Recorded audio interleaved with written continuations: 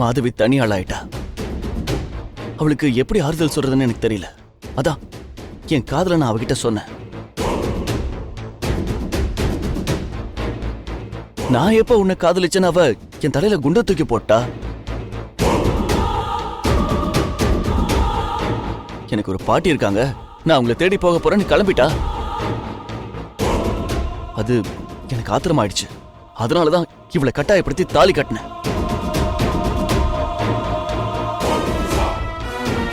ஆனா இவ எனக்கு என் பாட்டி தான் முக்கியம்னு சொல்லி தாலிய கழட்டி எரிஞ்சிட்டு வந்துட்டா.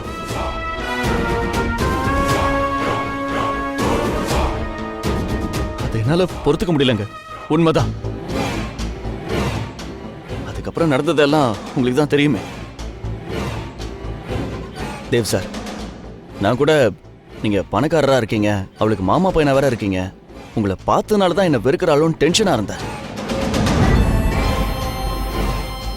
ஆனா கொஞ்ச நாளைக்கு முன்னாடி தான் நான் தெரிஞ்சுக்கிட்டேன் நீங்க பவித்ரான்னு ஒரு பொண்ணை கல்யாணம் பண்ணிக்க போறீங்கன்னு.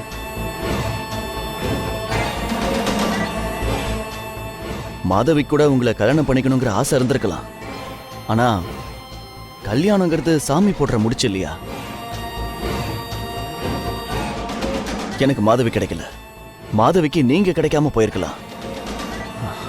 நாமெல்லாம் சாதாரண மனுஷங்க தானே, கடவுளோட முடிவை ஏத்துக்கிட்டு தானே ஆகணும்.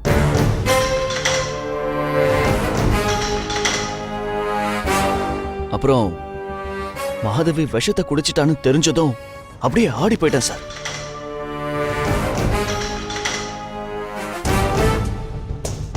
அவ அந்த முடிவு எடுத்ததுக்கு ஒரு விதத்துல நானும் காரணமா இருந்திருக்கேன். மாதவி கிட்ட மன்னிப்பு கேட்கறதுக்கு தான் நான் அன்னைக்கு ஹாஸ்பிட்டல் கூட போனேன். நான் இவ்வளவு வழிமறிச்சு பேசினத பாண்டியன் ஒரு நாள் பார்த்துட்டு உங்ககிட்ட ஏதோ சொல்ல நீங்க மாதவிக்கு கெடு வைக்க, அதனாலதான் நான் விஷத்தையே குடிச்சேன்னு திரும்ப திரும்ப என்ன தேடி வந்து எதுக்காகடா என்ன சாகடிக்கிறேன்னு சொல்லி அழுதா சார்.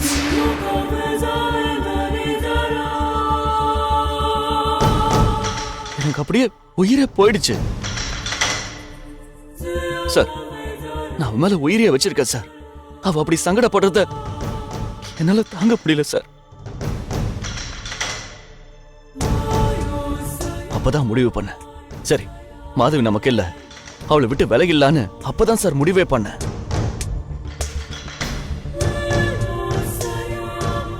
அவளை விட்டு விலகிறதுக்கு முன்னாடி உங்ககிட்ட வந்து நடந்த எல்லாத்துக்கும் மன்னிப்பு கேட்கணும்னு நினைச்சேன்.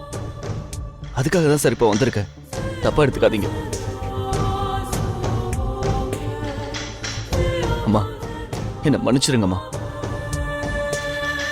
என்ன மன்னிச்சிருங்க சார். அம்மா நீங்க அனுமதிச்சீங்கன்னா மாதவி கிட்ட நான் ஒரு 2 வார்த்தை பேசிக்கிறேன்.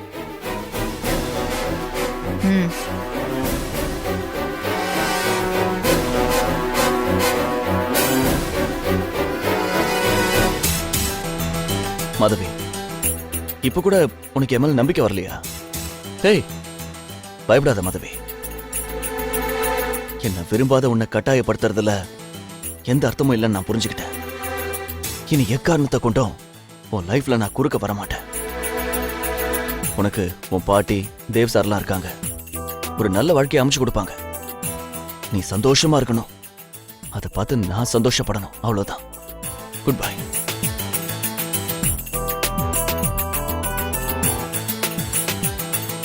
அம்மா மாதவி ரொம்ப நல்லவ. அவளுக்கு நீங்களே ஒரு நல்ல வாழ்க்கையை அமைச்சு கொடுங்க. வரமா.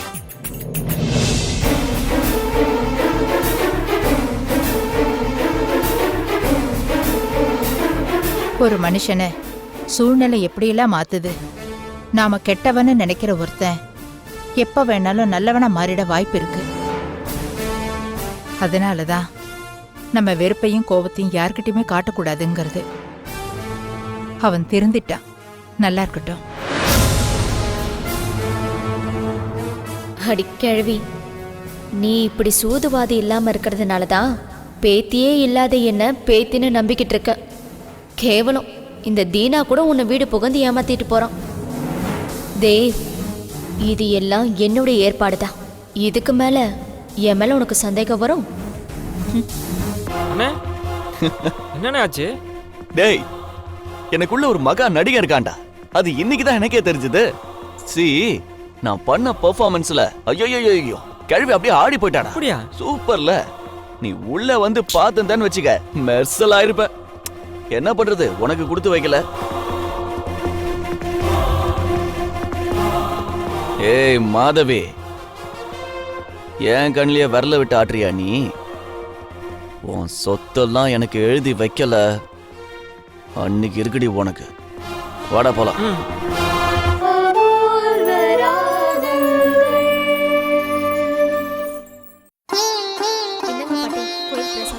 வந்துட்டோம். ம், அவனுக்கும் கொடுத்துரு. சரி பாட்டி. என்ன பாட்டியும் பேத்தியும் தேவ், என்ன பேசிட்டு இருக்கீங்க? எல்லாம் உன் கல்யாண விஷயமாதான். சரி, இந்தா வாய் தர. என்ன பாட்டி? திருப்பதி லட்டுடா. ஏது பாட்டி? இப்ப நான் அடிக்கடி கோயிலுக்கு போறேன்ல, அங்க ஒரு அம்மா எனக்கு பழக்கமானாங்க. அவங்க திருப்பதி போறதா சொன்னாங்க. உங்க கல்யாணம் நல்லபடியா நடக்கணும்னு வேண்டிக்கிட்டு உண்டியில பணம் போட சொல்லி பணம் கொடுத்து விட்டேன். அவங்க கோயிலுக்கு போயிட்டு வந்து பிரசாதம் கொடுத்தாங்க. இத சாப்பிடுங்க மாமா.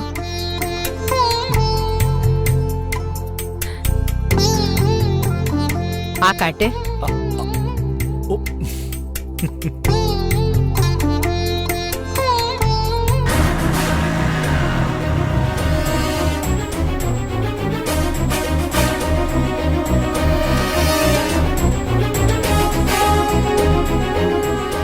வாங்க வாங்கன்னு சொல்றேன்ல, வாங்க வாங்க.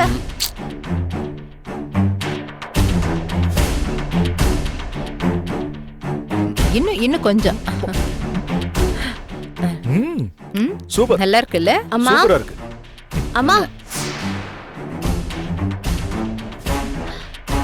அம்மா, சுபா, அம்மா, வாமா.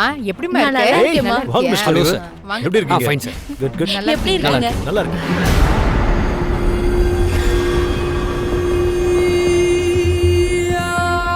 நீங்க மட்டும் தான் வந்தீங்களா? பவி வரல? இல்ல, நாங்க மட்டும் தான் வந்திருக்கோம். சரிம்மா, வாங்க உட்காருங்க. please. வாங்க.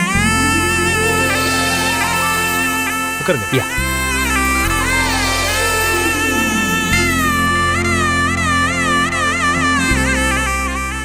என்ன பவி கல்யாண வேலையை ஏதாவது சொல்லி அனுப்புனாளா?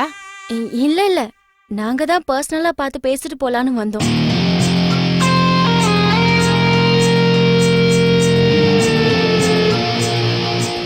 என்ன விஷயம் சொல்லுங்க.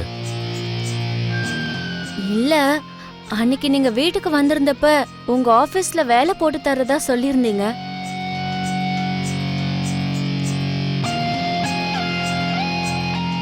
அத நம்பிட்டு இவரு வேற எந்த வேலைக்கும் ட்ரை பண்ணாம வீட்லயே இருக்காரு.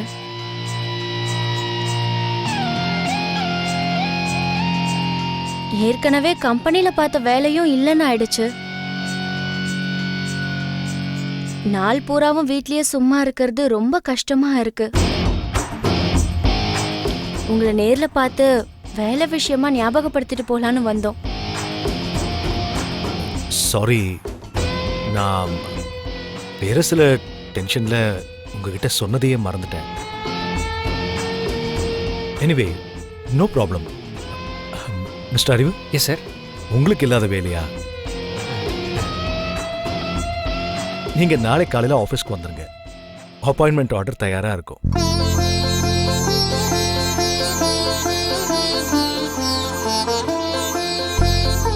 Thanks sir. ஏய், நமக்குள்ள என்ன? நம்ம கம்பெனில நீங்க வேலை பார்க்க போறீங்க, அவ்வளவுதான்.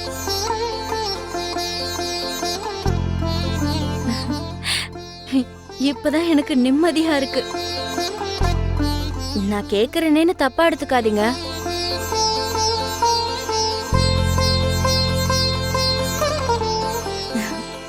இவருக்கு என்ன போஸ்டிங் கொடுக்க போறீங்க? நீங்க கவலையே படாதீங்க. நிச்சயமா உங்க வீட்டுக்காரருக்கு ஒரு கௌரவமான வேலை தான் கொடுப்பேன்.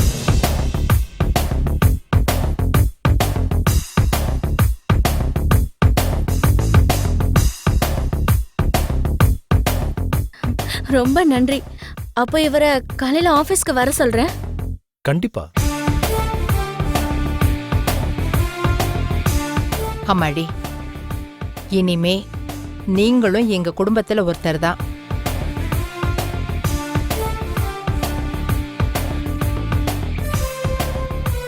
அதனால எந்த உதவியும் என்கிட்டயோ தேவ்கிட்டயோ நீங்க தயங்காம கேட்கலாம், சரியா? ம்.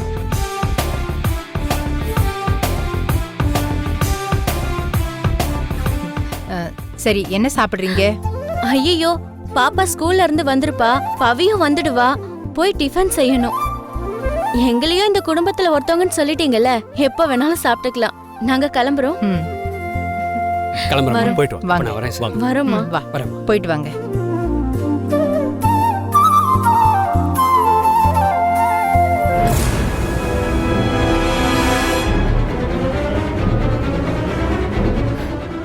பவித்ரா, உன்னையும் உள்ள சேர்க்க மாட்டேன்னு சொல்லிக்கிட்டு இருக்க. இப்ப நீ உன் குடும்பத்தையே உள்ள கொண்டு வர பாக்குறியா? அது முடியாதுடி. இந்த மாதவி இருக்கிற வரைக்கும் நீங்க யாரும் இந்த வீட்டுக்குள்ள வர முடியாது.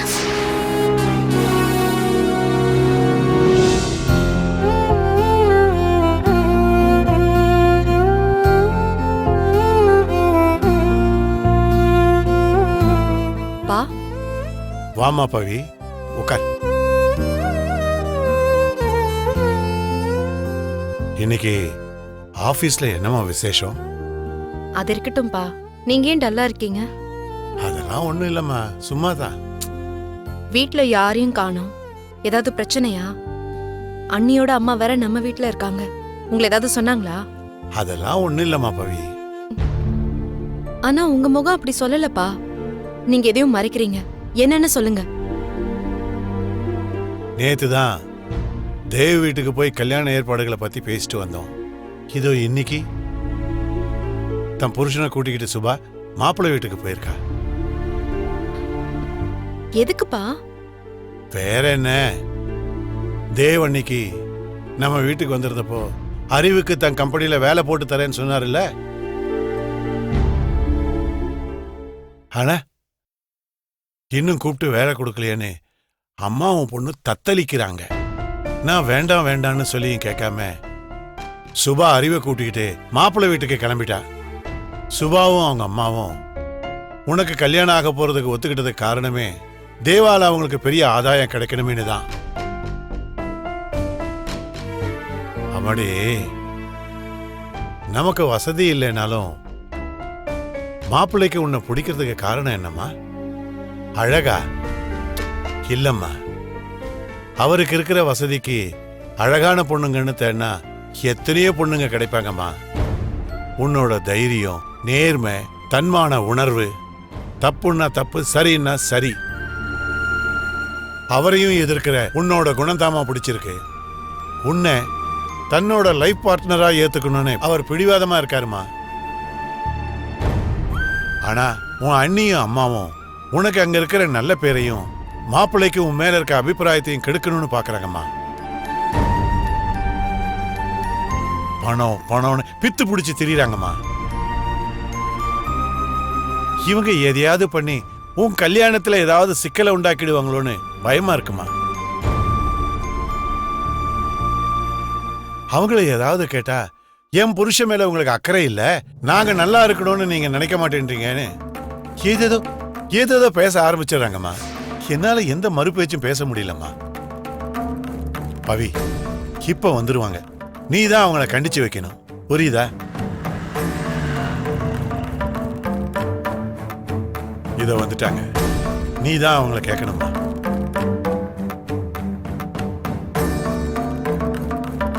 பவி, நீ வந்துட்டியா?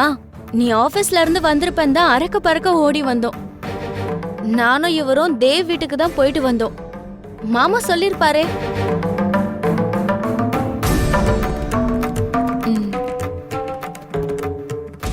நாங்க போன நேரம் எங்க தேவ் வீட்ல இருக்க மாட்டாரோன்னு பயந்துகிட்டே போனோம். நல்ல வேலை அவரு இருந்தாரு.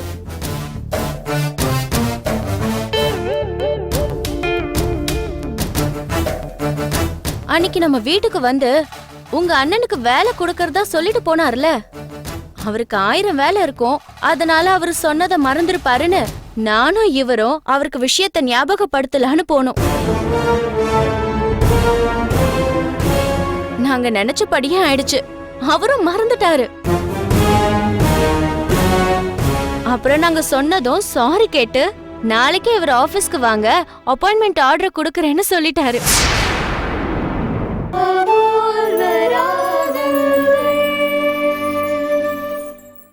நாளைக்கே இவர் ஆபீஸ்க்கு வாங்க, அப்பாயின்மெண்ட் ஆர்டர் கொடுக்கறேன்னு சொல்லிட்டாரு.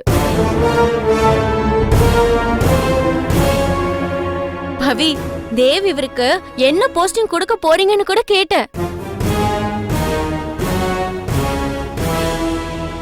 நிச்சயமா கௌரவமான போஸ்டிங் கொடுப்பேன்னு சொல்லியிருக்காரு.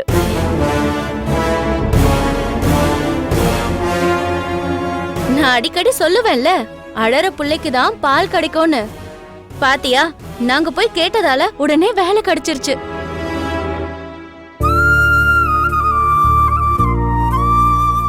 உன் அண்ணனுக்கு நல்ல வேலை கிடைக்க போகுது, நல்ல சம்பளம், நல்ல லைஃப். பவித்ரா, தேவ போய் நாங்க பார்த்ததுல உனக்கு ஒன்னும் வருத்தம் இல்லையே? அதெல்லாம் ஒண்ணும் இல்ல நீ. பாத்தீங்களா, நான் சொல்லல பவித்ரா கோச்சுக்க மாட்டான்னு. பவித்ரா டயர்டா வந்திருப்பா, காஃபி ஏதாவது குடிச்சியா? இல்ல நீ. இரு, நான் போய் காஃபி போட்டு எடுத்துட்டு வரேன். ம்.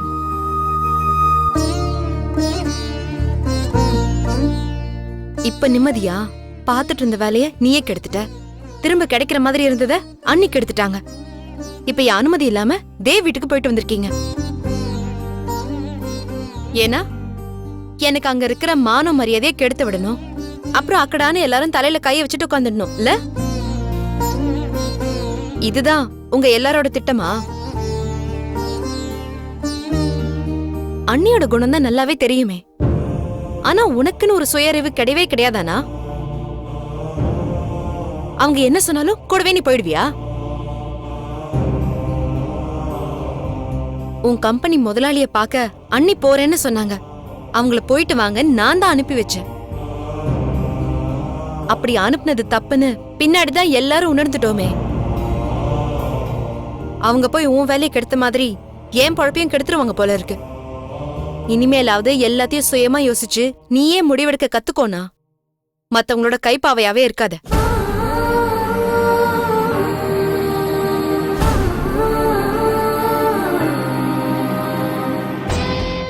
என்னங்க, என்னங்க காஃபி எடுத்துக்கங்க. எல்லாரும் எங்க போயிட்டாங்க? எல்லா காஃபியும் நீயே குடிச்சு தொலை.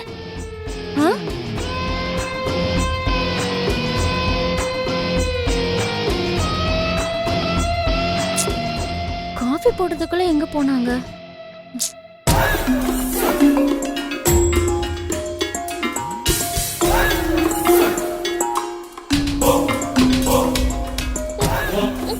ஏய் சாப்பிடுறி. ஏய் அவ வாய் கட்ட அவுத்துடு. சரிக்கா. அவளை தூக்கி உட்கார வை. கை கட்ட அவுத்து விடுறி.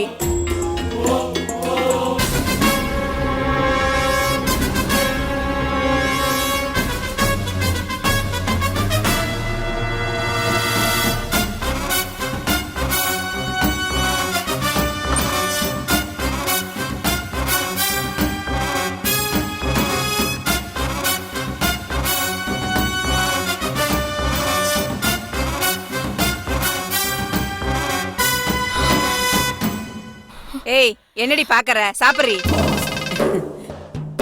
மாதவி, என்னம்மா பண்ணிக்கிட்டு இருக்க? இந்த பத்மினிக்கு சாப்பாடு கொடுக்க வந்திருக்கேன். ராஜ உபச்சாரமோ? ஆமா ஆமா, நீ இருக்க வேண்டிய இடத்துல இவ இருந்து அங்க இருந்து ராஜ உபச்சாரத்தை அனுபவிக்க வேண்டியது. பாவம், இங்க என்கிட்ட இருந்து சிக்கி சீரழிறா. பாவமா தான் இருக்கு. அக்காக்கு தேவ் பண்ண துரோகத்துக்கு நம்மளால அவன் பட வேண்டிய கஷ்டத்தை இவ பட்டுக்கிட்டு இருக்கா. என்ன பண்றது, இவ பிறந்த நேரம் அவ தலையெழுத்து இங்க இருந்து அனுபவிக்கிறா. நீ அந்த தேவ அணுவணுவா சித்திரவதை பண்ணி அவனை சாகடிக்கிற வரைக்கும் இவளும் இங்க என்கிட்ட சித்திரவதை அனுபவிச்சு தாண்டி ஆகணும். மாதவி, நீ நியாயம் தர்மம் ஈவு இறக்கம் எல்லாம் பார்த்துக்கிட்டு இருந்தீன்னா நீ நினைச்சதை அடைய முடியாது.